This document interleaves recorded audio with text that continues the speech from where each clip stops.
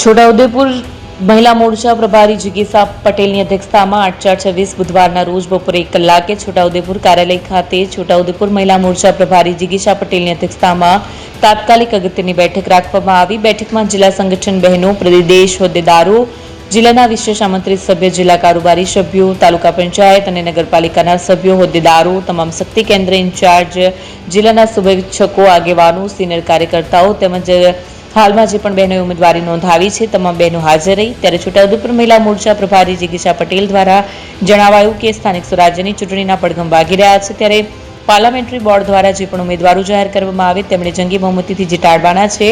ખાટલા મીટિંગ તેમજ ઘર ઘર સંપર્ક અભિયાન હાથ ધરી સ્થાનિક સ્વરાજ્યની ચૂંટણીમાં ભાજપા પક્ષને જંગી બહુમતીથી વિજય બનાવી નગરપાલિકા તેમજ જિલ્લા પંચાયતમાં ભાજપના ઉમેદવારોને જીતાડી યશસ્વી વડાપ્રધાન મોદી સાહેબને આપણે નગરપાલિકા અને જિલ્લા પંચાયત ભેટ આપવાની છે અને આગામી સ્વરાજ્યની ચૂંટણીના પ્રચારમાં કામે લાગી જવા તમામ મહિલાઓને આહવાન કર્યું હતું. હું જિગ્નીશા પટેલ, છોટાઉદેપુર જિલ્લા મહિલા મોરચા પ્રભારી. હવે ચૂંટણીના પડઘમ વાગી રહ્યા છે અને થોડા સમયમાં આજકાલમાં ઉમેદવારોની યાદી પણ જાહેર થઈ જશે. પાર્લામેન્ટરી બોર્ડ અત્યારે ચાલુ છે અને એમનું પ્રોસેસ કરી રહ્યા છે. પણ ઇલેક્શનના લઈને મારા છોટાઉદેપુર જિલ્લાની હોદ્દેદાર બહેનોને આજે મેં મિટિંગ બોલાવી અને ઘર ઘર સંપર્ક કરવાનો છે, ખાટલા મિટિંગો કરવાની છે અને પાર્ટીને જંગી બહુમતીથી જીતાડવાની છે.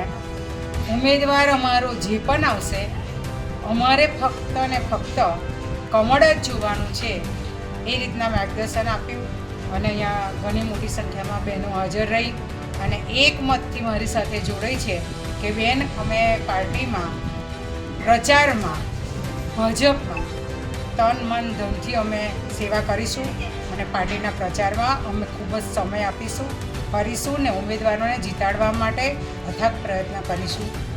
અસ્તુ ભારત માતા.